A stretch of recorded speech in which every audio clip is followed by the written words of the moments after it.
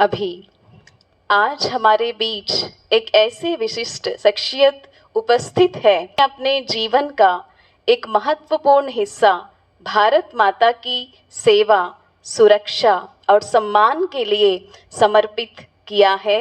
Retired major general B K Anil Sehgal बाई जी, उनको जोरदार तालियों से हम वेलकम करते हैं, अभिनंदन करते हैं दिल से। भाई जी please come on the dash, have your seat. साथ में उनके धर्मपत्नी बीके रितु बहन जी को भी हम दिल से स्वागत करते हैं।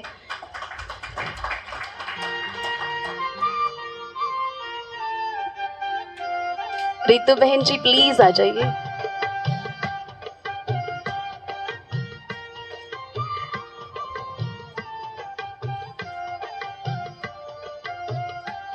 भाई जी को फ्लावर बुके से वेलकम करते हैं।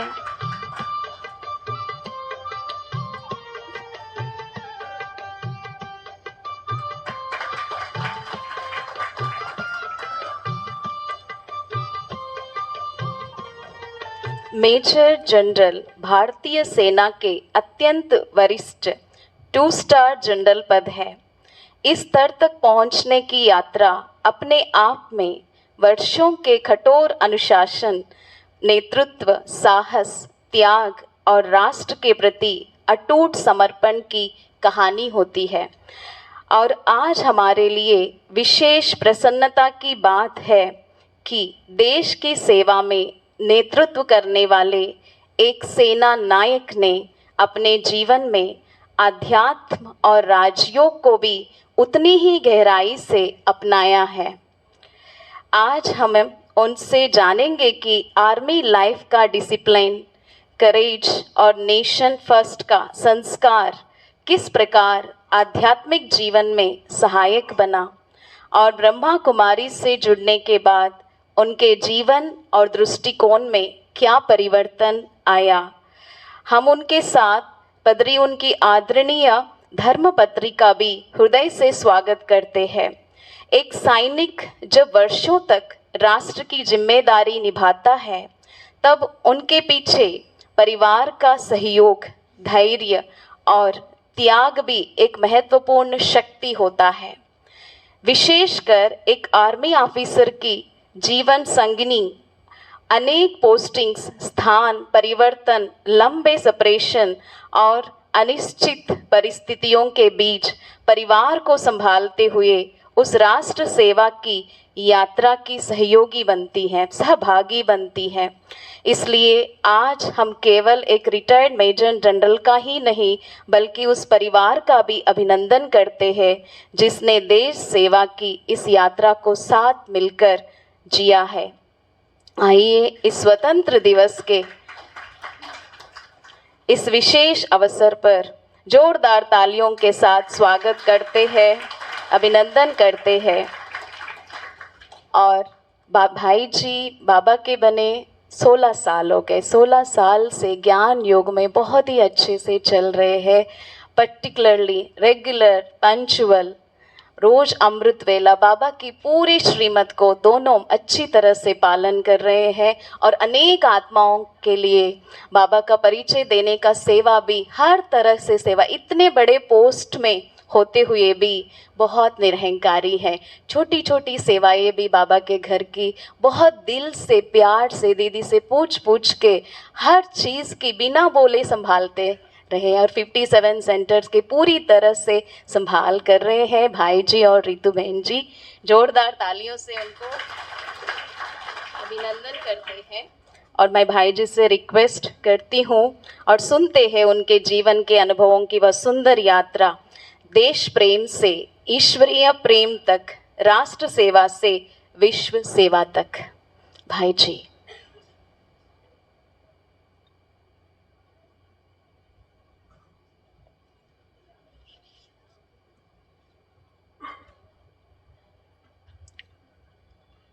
ओम शांति। जय हिंद। स्वतंत्रता दिवस की हम सबको बहुत बहुत मुबारक हो। साल के अंदर 2 दिन होते हैं। 2 दिनों में कुछ माहौल ही ऐसा बन जाता है कि आपका ध्यान चाहे कहीं पर भी हो, लेकिन इन 2 दिनों 15 अगस्त और 26 जनवरी को स्वतः ही देश प्रेम की तरफ ध्यान चला जाता है। और जैसे ही देश प्रेम की तरफ ध्यान जाता है तो उस समय 3-4 चीज़ें सामने एकदम आ जाती हैं। सबसे पहली चीज़ जो सामने आती है वो क्या चीज़ है? तिरंगा। क्योंकि हम उसको झंडा कभी नहीं बोलते, हम हमेशा बोलते हैं तिरंगा। दूसरी चीज़ जो सामने जो आ जाती है वो होता है कि इस देश की महानता क्या है। क्योंकि जब तक वो महानता सामने नहीं आएगी, तब तक प्राउड नहीं आएगा, तब तक हमें जो है किस चीज़ के लिए शुक्रगुजार होना चाहिए वो चीज़ कभी सामने नहीं बैठती है। तीसरा जो आता है वो शख्स जिनके थ्रू हम यहाँ तक पहुँचे हैं। और चौथा जो आपके सामने बैठा है, फौजी याद आते हैं उस समय, जो कि एंश्योर कर रहे हैं कि जिस तरफ हम जा रहे हैं उस तरफ हम लगातार चलते रहें। तो ये 4 चीज़ें सीधा सामने आती है। तिरंगा किस चीज़ का प्रतीक है? कि हम जो है जिस तरफ जाना चाहें, जिस धर्म को अपनाना चाहें, उस तरफ हम फ्री होकर जा सकें। इसीलिए कोई भी नेशन जब कहता है कि मैं फ्री होना चाहता हूं, तो उससे सबसे पहली चीज़ उसका सूचक जो आता है वो आता है झंडा, फ्लैग उसका क्या है। तो फ्लैग की भी हमें हिस्ट्री तो पता होनी चाहिए ना कि फ्लैग है क्या। तो भारत का पहला झंडा जो था वो 1906 में जो है बना था। पीला रंग था, हरा रंग था, लाल रंग की उसमें धारियां थी और साथ में कमल का फूल। उसको बोलते थे कैलकटा फ्लैग। और वो सिस्टर निवेदिता ने, अगर आप हिस्ट्री में थोड़ा जाएंगे तो विवेकानंद के साथ वो जुड़ी हुई थी। 1907 में ही यही झंडा जो है जर्मनी में मैडम भिकाजी कामा, जिनके नाम पर एक बड़ी मशहूर सड़क भी दिल्ली में बनी हुई है, उन्होंने जर्मनी में 1907 में ये झंडा फहराया था। यानी पहला इंटरनेशनल फ्लैग वो चला था। जिस झंडे को हम देख रहे हैं उसके कलर्स जो थे वो 1921 में हुए थे। पिंगले वेंकैया ने, ये भी एक फ्रीडम फाइटर थे, उन्होंने इस झंडे का इजाद किया था। लेकिन उसमें सेंटर के अंदर जो था क्या चीज़ थी, याद है किसी को? चरखा। क्यों था चरखा? चरखा था नेशनल प्राइड। चरखा था कि हमें आपकी चीज़ें नहीं चाहिए। हालात ये था उस समय, कॉटन जो है वो यहाँ उगाई जाती थी, लेकिन वस्त्र जो थे वो सारे बाहर से बन के आते थे। हमारे पास वस्त्र जो होता था वो सिर्फ चरखे होते थे, चरखे पे जो कुछ आप कर सके। और खादी जो थी वो चरखे से ही बनती थी। इसलिए ये वाला नियम उस समय बनाया जाता था कि जितने भी फ्लैग्स होंगे वो सब खादी के होंगे। 1947 में फिर चरखे को हटाकर उसकी जगह पर अशोक चक्र आ गया था। अब चलते हैं दूसरी चीज पे, महानताएं, कि ये देश जो है कितना महान था। बाबा ने तो बहुत मेमोरी हमें पुरानी पुरानी पुरानी पुरानी सब दिला दी, लेकिन उसको ना जानते हुए भी महानता कितनी थी वो अगर देखना सोचें तो हैरानी कई बार हो जाती है। 1850 तक ये देश जो था विश्व में सबसे समृद्ध था। 1850 तक, यानी कि मुगलों का राज हो चुका था, अंग्रेजों की ईस्ट इंडिया कंपनी आ चुकी थी, तब भी ये वाला जो था राज्य था वो समृद्ध था, पूरा का पूरा देश समृद्ध था। 1850 के बाद में ईस्ट इंडिया कंपनी को ख़त्म करके उन्होंने, यूके ने, यूनाइटेड किंगडम ने, ब्रिटेन ने अपना राज्य जो है वो ले लिया। और उसके बाद हमारी जो है असली लूटपाट जो है वो स्टार्ट हो गई। 1750 तक वर्ल्ड के अंदर जितना भी डायमंड था वो सारा भारत से जाता था। गोलकुंडा माइंस, लेकिन उसकी इतनी खुदाई कर दी गई कि वहाँ पर 1750 के बाद उसमें खास कुछ बचा ही नहीं। जो कोहिनूर वगैरह जितने भी डायमंड आप सुनते हैं वो सारी के सारे यहाँ के ही हैं। उसके बाद में जाके फिर अफ्रीका, ऑस्ट्रेलिया और ब्राज़ील वगैरह के अंदर से डायमंड आने शुरू हुए। अगली चीज़ जो गोल्ड की आती है, इस समय भी हमारे घरों के अंदर और मंदिरों में जितना गोल्ड है, वर्ल्ड के अंदर यूएसए को ले लो, आईएमएफ को ले लो, जर्मनी को ले लो, यूके को ले लो, इन सब का जो मिला के उनके पास गोल्ड है, उससे ज़्यादा गोल्ड जो है हमारे घरों में है, मंदिरों और घरों के अंदर है। अभी तक, इतनी लूटपाट के बाद बात कर रहे हैं हम इस समय की, अभी तक वो है। आगे चलते हैं। इस समय जो अपना जो महानता के ऊपर जब आते हैं तो उसमें जो चीज़ आती है कि हम जो हैं नंबर 1 किस किस चीज़ में, पॉपुलेशन तो छोड़ दीजिएगा, नंबर 1 हम जो हैं किस किस चीज़ में है, किसी को इस समय? और कुछ? दूध के अंदर, तो इसमें जो मिलावटी वाला दूध है उसकी बात नहीं कर रहा मैं। दूध के अंदर नंबर 1, बासमती चावल नंबर 1, वीट के अंदर याद होगा सबको 1967 तक क्या था, जबकि PL 480 के थ्रू हमारे पास में वीट आया करता था, मांगा करते थे। यूएसए ने उसके साथ में कांग्रेस ग्रास भी भेजी थी, तभी उसका नाम कांग्रेस ग्रास पड़ा था। और आज हम एक्सपोर्ट करते हैं उस चीज को। आगे चलते हैं। आईटी के अंदर नंबर 1, अब आईटी में क्या आ जाता है? कम्युनिकेशंस। कम्युनिकेशंस के अंदर यूएसए के अंदर जितनी उसकी पॉपुलेशन है पूरी की पूरी, उतने से ज़्यादा हमारे पास में इंटरनेट कनेक्शंस है। डिजिटल पेमेंट जो है वर्ल्ड का पूरा अगर एक हिसाब लगाया जाए तो यूरोप और यूएसए को मिलाकर जितना उनके पास है उससे ज़्यादा यहाँ पर डिजिटल पेमेंट हम करते हैं। हमारे पास में, बहुत पास्ट में नहीं जाएंगे, अभी की अगर बात करें तो उस समय जो चीज़ जो आती है कि कम्युनिकेशन वर्ल्ड के अंदर सबसे सस्ता और सबसे एग्जॉस्टिव वो हमारा ही है। इन चीज़ों से महान बना हुआ है।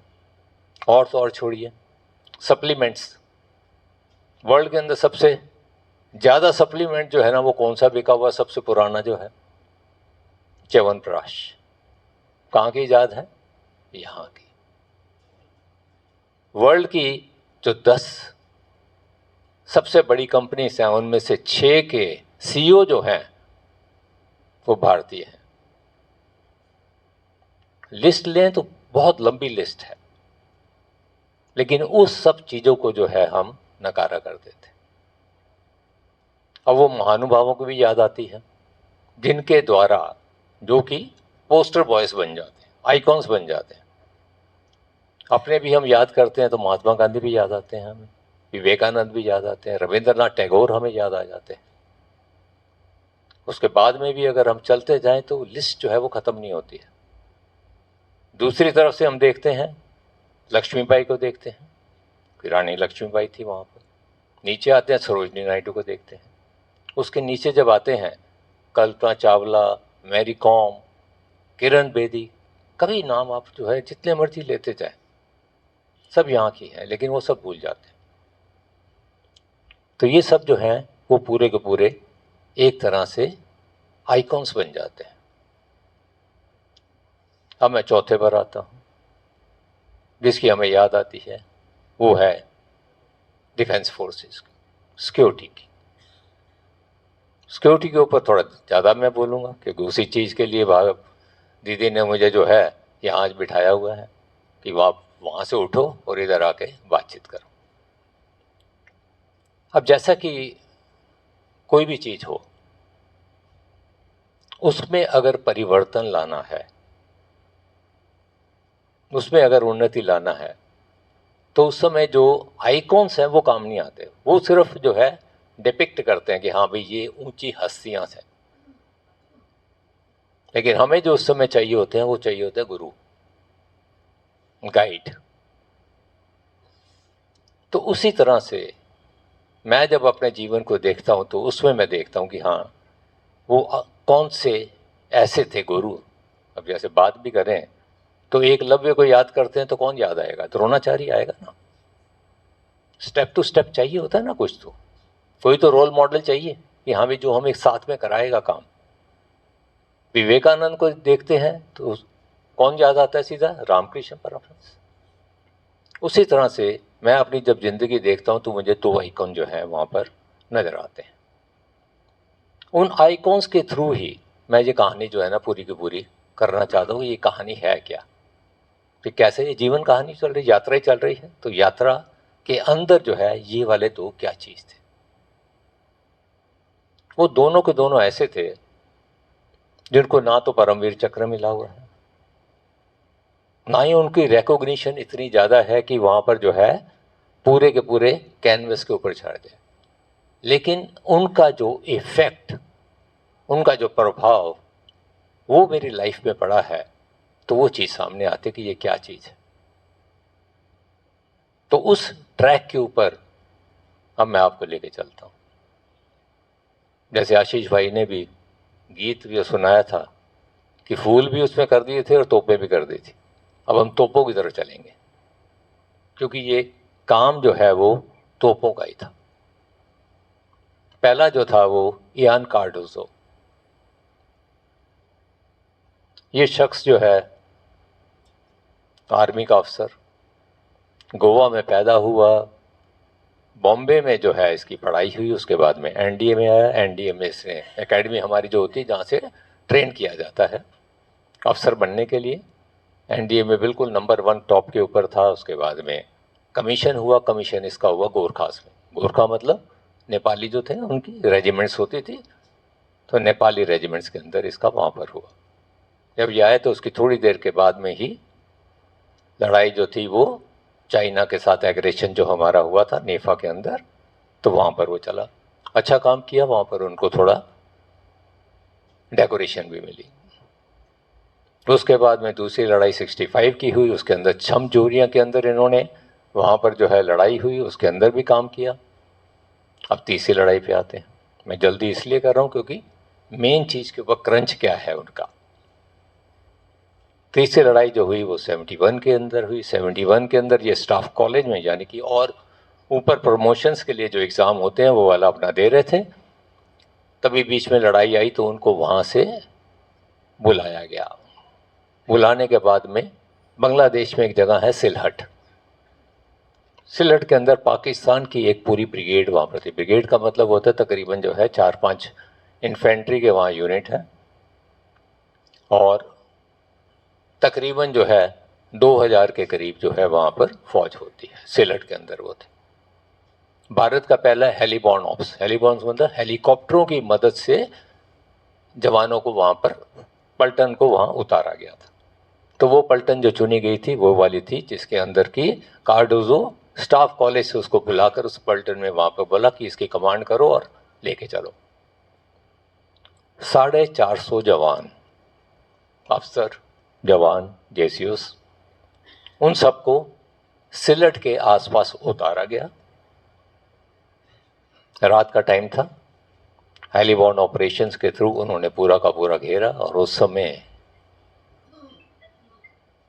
लंबी स्टोरी को छोटा करते हुए सिर्फ ये था कि 48 घंटे के अंदर सिलट के अंदर जो पूरी ब्रिगेड थी उसने सरेंडर कर दिया। उसके अंदर एक ब्रिगेडियर था, वहां पर 8 कर्नल थे, बाकी दूसरे के दूसरे काफी अफसर वो सब थे, सबने सरेंडर कर दिया। ठीक है, नॉर्मल चीज है, इवेंट है एक। जब ये सरेंडर के लिए जब जा रहे थे कि उनको सरेंडर करवाना था, वहाँ पे सेरेमनी होनी थी। जिस समय ये जा रहे थे तो रास्ते में चलते हुए, क्योंकि हेलीबोर्न ऑप्स थे ना, पैदल ही चलेंगे ये तो, कोई वहाँ पे ट्रक और वो जीपें थोड़ी हैं इनके पास में, पैदल चल रहे थे। तो रास्ते में एक माइन फील्ड थी, माइन फील्ड के ऊपर इयान कार्डोजो का पैर आ गया। मेजर थे उस समय ये, पैर आया तो पैर उड़ गया, यानी कि ऊपर से जो है घुटने के ऊपर से यहाँ से पूरा का पूरा वो उछल गया। नॉर्मल चीज़, लड़ाई में जाते नॉर्मल चीज़ मानी जाती है इस चीज़ को। हाँ भी ठीक है। उसको फटाफट से लेकर आए। अब वहाँ पर कोई हॉस्पिटल तो है नहीं, वहाँ पर कुछ और इतनी लंबे चौड़े कोई सर्जन भी नहीं, कोई कुछ नहीं। तो उनको जो है एक छोटा सा पोस्ट बनाया जाता है जहाँ पर कि एक नर्सिंग असिस्टेंट होता है। नर्सिंग असिस्टेंट वहाँ पर था। वो जब वहाँ लाया गया तो बहुत ज़्यादा खून बह रहा है, लटकी हुई है टांग वहाँ पर। तो इन्होंने कब उसको बोला भी काट, तो कहता मेरे पास तो कुछ है नहीं, मैं काटूंगा कैसे, यहाँ पर थोड़ी होगा कुछ। गोरखा जवान थे, गोरखा जवानों को कांचा बोला जाता है। तो इनका जो अपना सेवादारी था उसको इसने बोला कि हाँ तुम काटो इसको। उनके पास में क्या होती है, खुकरी होती है, छोटा सा इस शेप में जैसे है, तो खुकरी होती है वहाँ पर। बोला अपनी खुकरी लाओ कांचा और इसको काटो। कांचा कहता नहीं, मैं तो नहीं काट सकता, मैं ढूंढ के लाता हूँ किसी को। तो कार्डोजो साहब ने खुकरी पकड़ी, पैर काटा जहाँ से वहाँ पर था, और उसको बोला जाकर इसको दबा दो उधर। इवेंट कुछ नहीं खास। कहानी इसके बाद शुरू हुई। नकली टांग लग गई। अब उसके बाद में विकलांग जो है उसको जो है कमांड नहीं दे सकते कि हाँ भी तुम जो है यूनिट में कमांड करोगे, क्योंकि यूनिट को तो लड़ाइयाँ लड़नी होती है ना। तो एक टांग वाला कहाँ पर उसमें लड़ाई करेगा, क्या वो रोल मॉडल बनेगा दूसरों के लिए। तो कार्डोजो ने वहाँ पर जो है बोला, उसको पोस्टिंग आ गई कि यहाँ पे तुम इस ऑफिस में जाके तुम काम करोगे। कार्डोजो मना कर दिया, कहता मैं जो है यहाँ पर ऑफिस में बैठने के लिए नहीं आया था, मैं लड़ाई करने के लिए आया था। चलता रहा आर्मी हेडक्वार्टर के साथ में, ये यूनिट में ही रहा 1.5 साल तक। इसने अपनी नकली टांग और असली टांग के साथ में मेहनत करता रहा। 1.5 साल के बाद में जब बहुत ज़्यादा प्रेशर डाला, पूरे के पूरे इसके ब्रिगेड कमांडर ने, उसके जो और भी ऊपर के ओहदे वाले होते हैं, सब ने बोला उनको कि ये बिल्कुल फिट है, सब कुछ भी ठीक है। तो उन्होंने वहाँ से जो आर्मी का पूरा चीफ के नीचे जो वाइस चीफ होता है उसको वहाँ से भेजा, रैना साहब के नीचे। वो उसको ले गए। लेह में चुशूल है, वहाँ पर जो है जोजिला पास है, 16,000 फीट की ऊंचाई पर दूसरी पहाड़ी है पूरी की पूरी चुशूल। उसके ऊपर लॉन्ग रेंज पेट्रोल से आती थी, उनके साथ में इनको ले गए, सबसे आगे चलते गए वहाँ पर। जब ये दोनों हो गए तो उसके बाद में उन्होंने अगला टेस्ट जो है इनका JNK में दिया। JNK की एक और पहाड़ी वहाँ पर ली गई, तो वहाँ पर जो है कमांडोज के साथ में इनको ऑपरेशंस कराया गया, उसमें भी सबसे आगे। अब उनके पास कोई ऑप्शन नहीं बचती थी, तो उसके बाद उन्होंने बोला कि हाँ भाई इनको कमांड दी जाएगी। यानी मेजर से, उस समय लेफ्टिनेंट कर्नल की कमांड होती थी, आजकल कर्नल की है।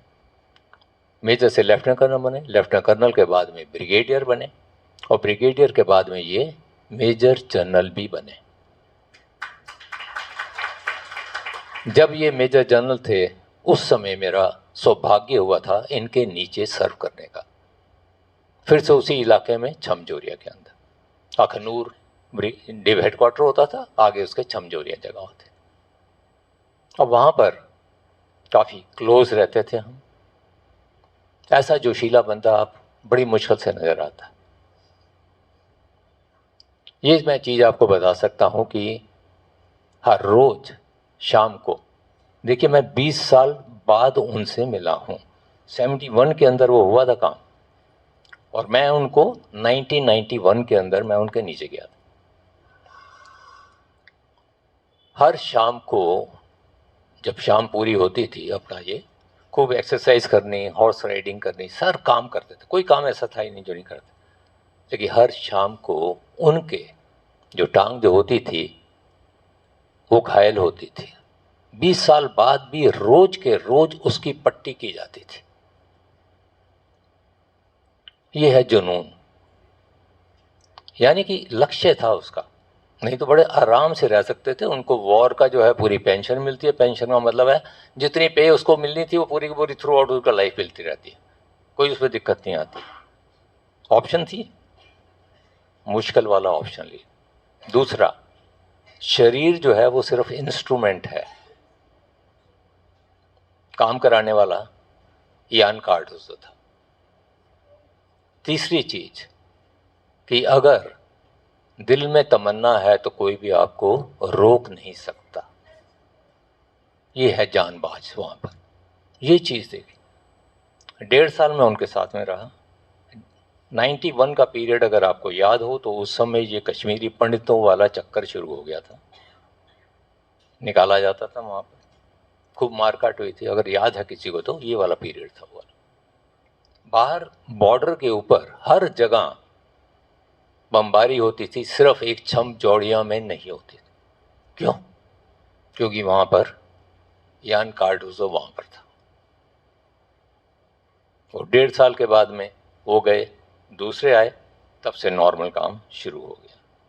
तो ये पहला रोल मॉडल जो मेरे सामने कि शरीर जो है उसको मैं चलाने वाला हूं और जो मैं चाहूं मुझे कोई रोक नहीं सकता। ज्ञान में नहीं था उसे, ज्ञान के तो मैं आसपास भी नहीं था। दूसरा एक और किस्सा लूं दीदी, 15 मिनट और ले सकता हूं।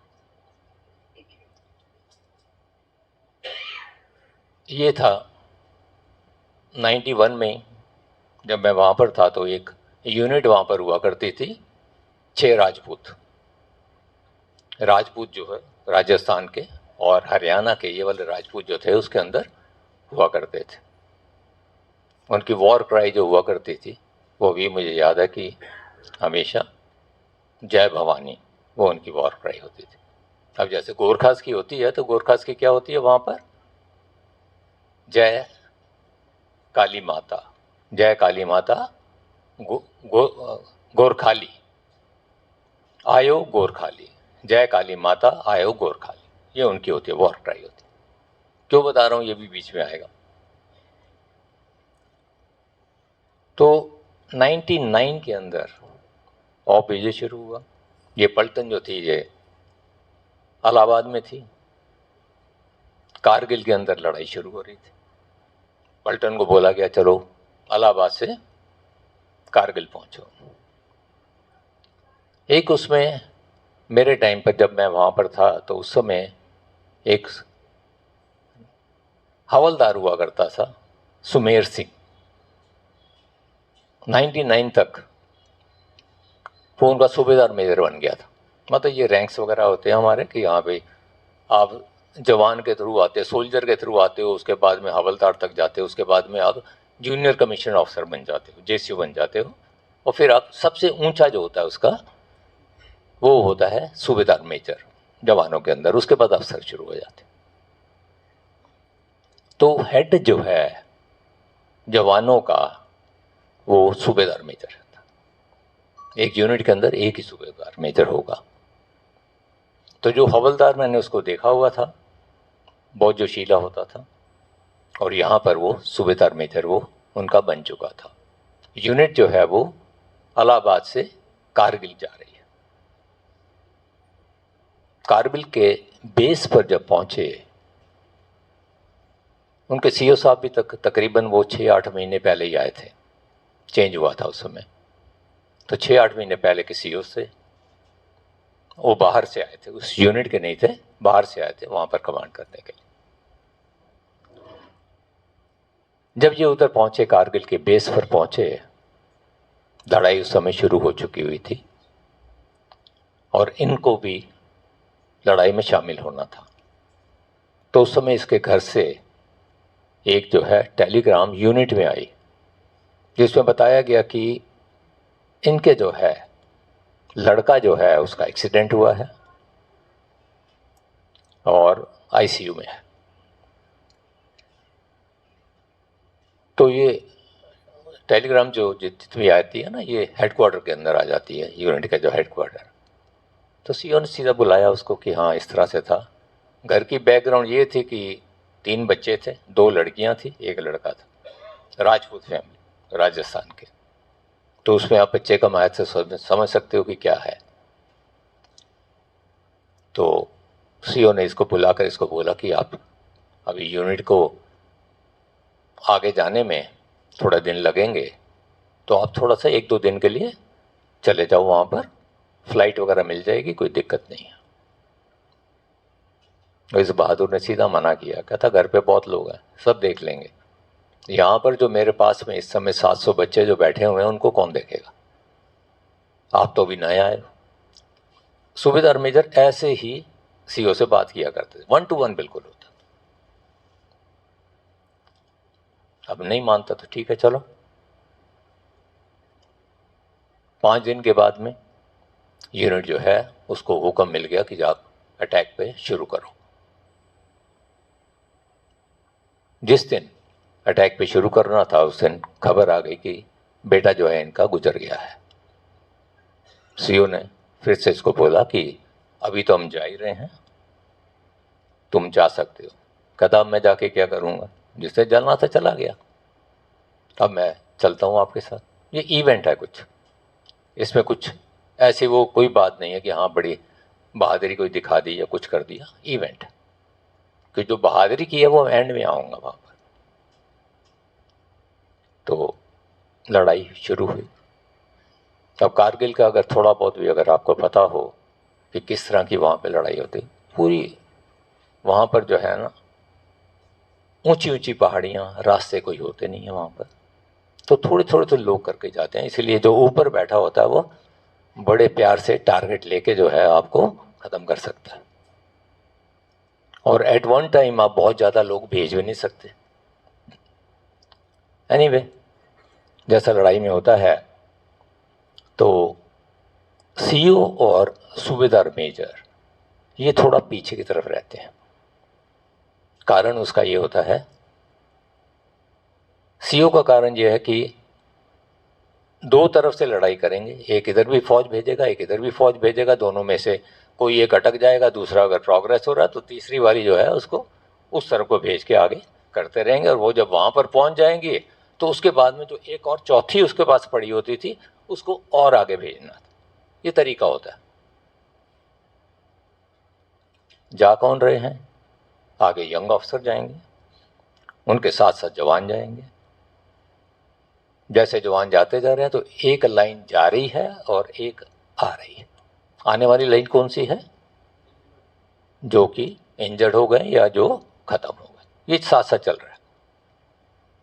तो उसके हिसाब से फिर अपना जो है बाकी के भेजते रहते हैं। तो ये काम वहाँ पर वो उस समय चल रहा था।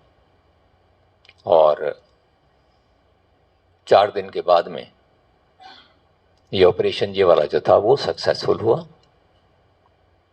काफ़ी लोग मर गए थे इनके, क्योंकि लड़ने वाली फौज जो होती है ना, तकरीबन मतलब 800 के करीब हम टोटल होते हैं। तो 800 एक यूनिट के अंदर होंगे तो उसमें 400-500 जो है ना वो ये लड़ने वाले होते हैं, बाकी को उनको सपोर्ट करने वाले होते हैं।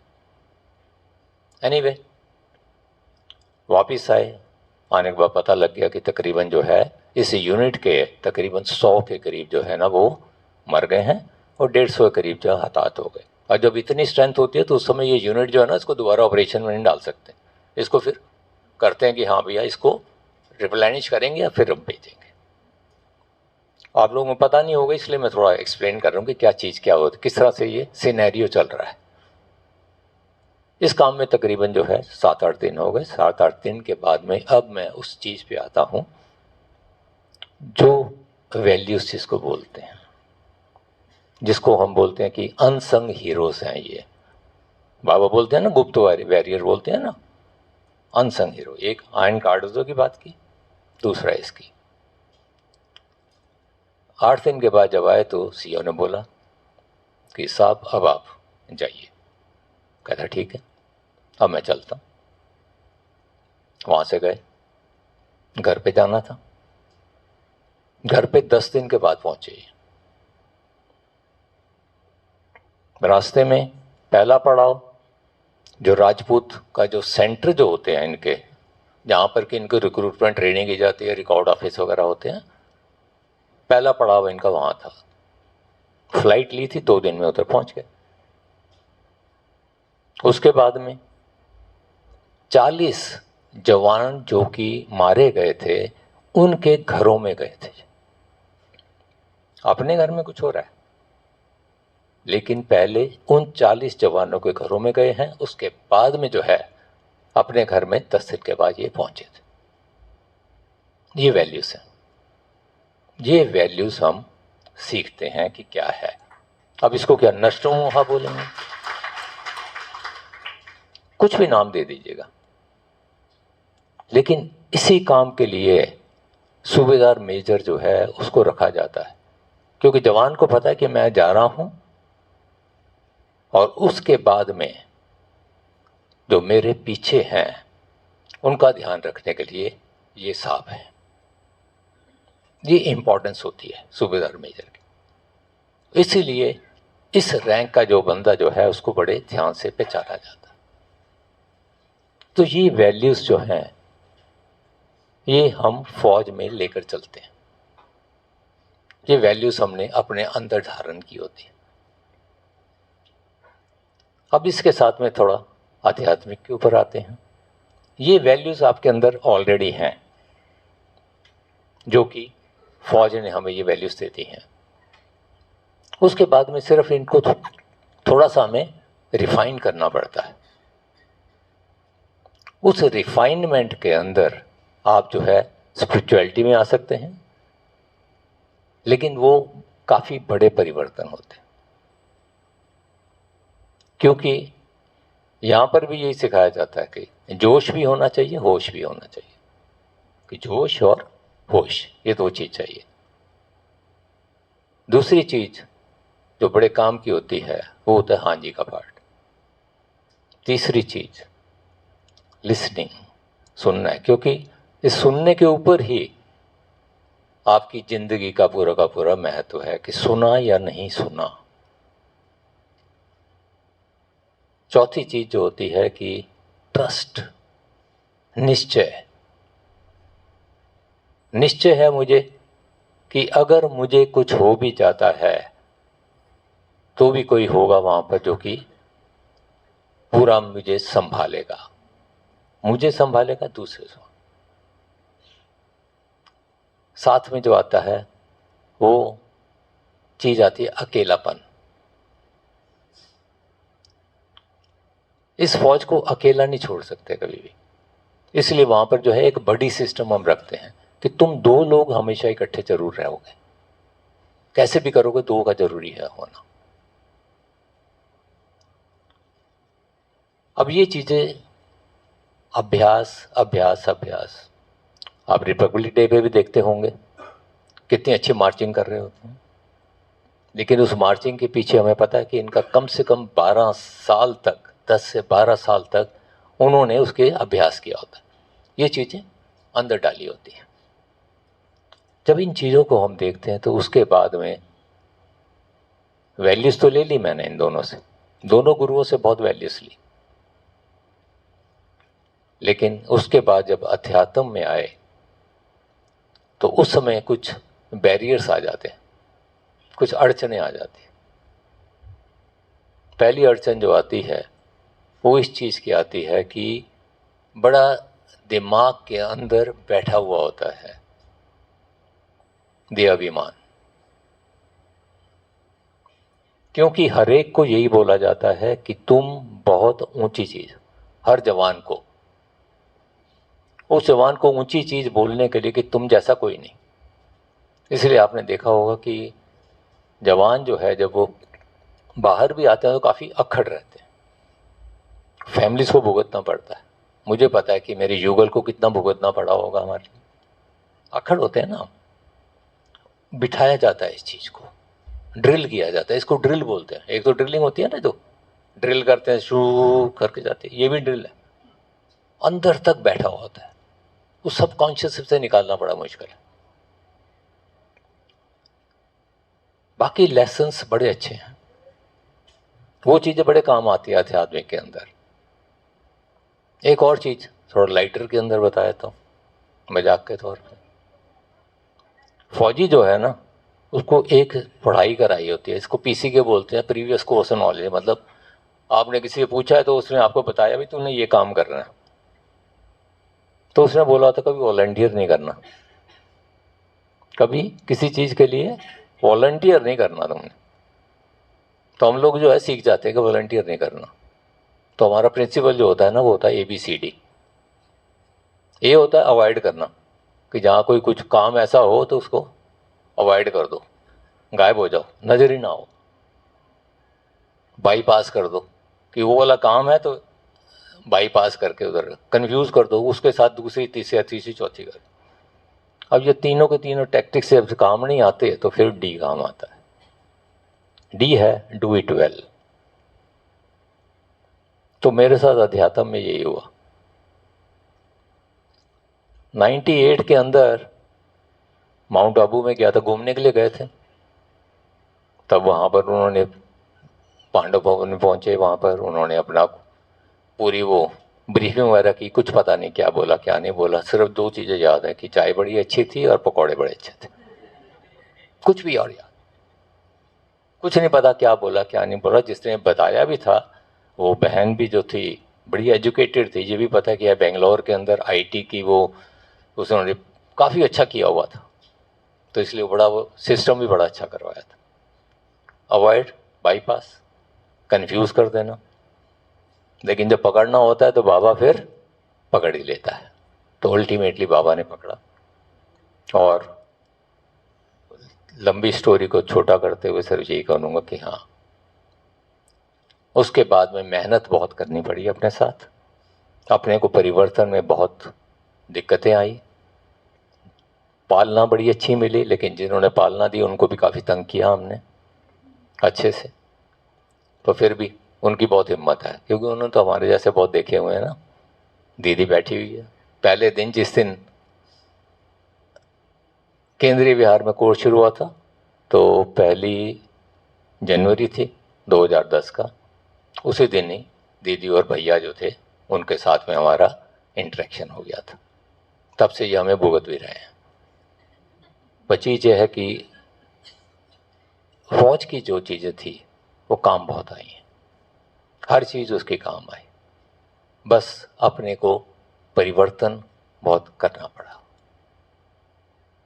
तो बस अभी के लिए इतना ही, फिर बाकी एक्सपीरियंस आपको फिर कभी सुनाएंगे आपको। अच्छा, जय हिंद, ओम शांति।